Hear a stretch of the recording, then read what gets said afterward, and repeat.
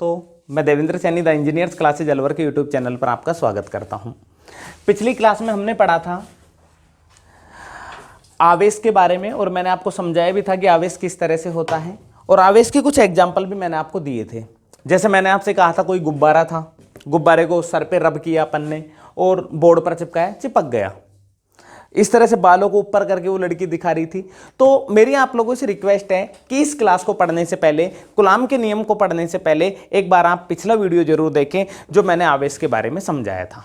Clear? क्योंकि जब तक आपको आवेश क्यू के बारे में पता नहीं चलेगा, आवेश का मात्रक कूलाम होता है ये पता नहीं चलेगा, तो मेरे प्यारे दोस्तों आप कूलाम का नियम नहीं कर पाओगे। क्लियर?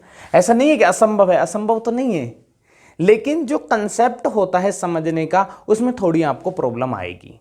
क्लियर? तो पहले आप पिछला वीडियो देखें, देन उसके बाद में इस वीडियो पर आए और मैं पूर्ण उम्मीद करता हूं, 100% आपको विश्वास दिलाता हूं कि आपको 100% ये समझ में आएगा। क्लियर? तो स्टार्ट करते हैं अपन कूलाम का नियम। क्लियर? तो देखो, कूलाम का नियम कहता है किन्हीं दो बिंदु आवेशों के मध्य लगने वाला आकर्षणीय प्रतिकर्षण बल का मान उनके आवेशों के परिमाणों के गुणनफल के समानुपाती तथा बीच की दूरी के वर्ग के व्युत्क्रमानुपाती होता है। समझे मेरी बात को? जैसे सपोज करो कोई लड़की थी जो मैंने आपको पिछली वीडियो में समझाई थी। ये सुंदर सी कन्या है, इसके बाल भी थे, है ना? ये लो। अब ये लड़की क्या कर रही थी? इस लड़की का आवेश मान लो Q1 है। क्या है? Q1। और ऊपर की ओर मैंने एक गुब्बारा रखा था और उस गुब्बारे का आवेश था Q2। ये गुब्बारा है, ये रहा, और इस गुब्बारे को मैंने यहां पर इस तरह से बना दिया। ये रहा तुम्हारा गुब्बारा और ये गुब्बारे का आवेश है Q2। क्लियर? समझना इसको। यानी इन दोनों आवेशों के मध्य, पहला आवेश व दूसरा आवेश, दोनों आवेशों के मध्य लगने वाला आकर्षण बल, मतलब दो बिंदु आवेशों का गुणनफल जो है वो इस आकर्षण बल के समानुपाती होता है। मतलब यह है दोस्तों कि जितना ज्यादा आकर्षण बल होगा या जितने ज्यादा आवेश होगा, आवेश का मान जितना ज्यादा होगा, आकर्षण बल का मान भी उतना ही ज्यादा होता है। क्लियर? तो पहली लाइन यही कहना चाह रही है कि इन दो बिंदु आवेशों के मध्य लगने वाला आकर्षण या प्रतिकर्षण बल का मान आवेशों के गुणनफल, परिमाणों का गुणनफल, परिमाण यानी संख्या, आवेशों की संख्याओं को आपस में गुणा कर दोगे तो इसके समानुपाती आता है। क्लियर है? तो पहली समीकरण बन गई F डायरेक्टली प्रोपोर्शनल यानी समानुपाती Q1 इंटू Q2। ठीक है? आगे देखो, यदि इन दोनों के, दोस्तों समझ में आ गया होगा, जितना ज्यादा ये जो Q1 और Q2 आवेश, ये गुब्बारे का आवेश Q2 है, लड़की के बालों का, लड़की का आवेश Q1 है, जितना ज्यादा आवेश का मान होगा उतना ही ज्यादा आकर्षण बल होगा। जितना ज्यादा Q2 आवेश होगा, आकर्षण बल का मान उतना ही ज्यादा होगा। यानी दोनों को एक करें तो Q1 directly Q2 directly proportional Q1 into Q2। यानी जितना ज्यादा आवेश होता है आकर्षण बल उतना ही ज्यादा होता है। जितना ज्यादा अट्रैक्शन फोर्स लगता है, आकर्षण बल लगता है, उसमें उतना ही ज्यादा आवेश पैदा होगा। समझ गए? दूसरी समीकरण क्या कह रही है? दूसरी समीकरण कह रही है कि यदि यह है गुब्बारा और गुब्बारे का आवेश है Q2। क्लियर? ये क्या है? गुब्बारा। और ये कोई लड़की है, पहले पास में थी, अब लड़की को दूर कर दी, यानी इन दोनों के बीच की दूरी क्या है? R। क्लियर? आवेश Q2, यानी आकर्षण बल F क्या है? आकर्षण बल। तो आकर्षण बल जो है वो दूरी के व्युत्क्रमानुपाती होता है। अर्थात जितनी ज्यादा दूरी होती है, जितनी ज्यादा दूरी बढ़ती जाएगी, आकर्षण बल का मान उतना ही कम होता जाता है। सही बात है।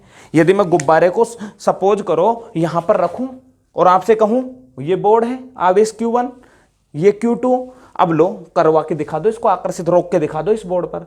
यहां से लो मेरे बालों पे खींच के दिखा दो बालों को, नहीं खींचेगा भाई। क्यों? क्योंकि आकर्षण बल जो है F वो दूरी के व्युत्क्रमानुपाती होता है। यानी दूरी बढ़ती जाती है तो आकर्षण बल का मान कम होता जाता है। क्लियर? तो यही बात मैंने समीकरण नंबर 2 बना दी। तो समीकरण 1 और 2 को जब एक साथ करते हैं तो F proportional Q1 into Q2 upon में R का स्क्वायर। क्लियर? अब जैसे ही समानुपाती चिन्ह को हटाएंगे इसकी जगह एक कांस्टेंट लगता है जिसे क्या बोलते हैं, K। तो F बराबर K Q1 into Q2 upon में R का स्क्वायर। K यहां पर क्या है? K एक नियतांक है, एक कांस्टेंट है जिसे कूलाम का नियम कहा जाता है। क्लियर? जब आवेश यहां पर K क्या है? आवेश यानी कूलाम का नियम। जब आवेश के वायु या निर्वात में हो तो क्या होगा? तो K बराबर आएगा 1/4 पाई एप्सिलॉन नॉट।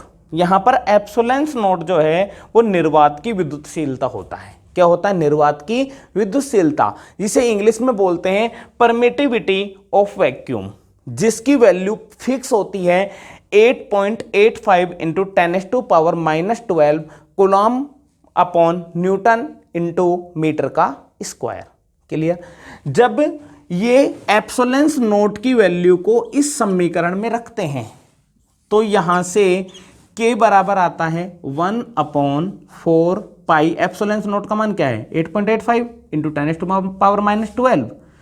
इस वैल्यू को कैलकुलेटर से कैलकुलेट करते हैं तो K का मान, कूलाम का नियम का मान, आवेश का मान आता है 9 into 10⁻9 newton into metre upon coulomb का स्क्वायर।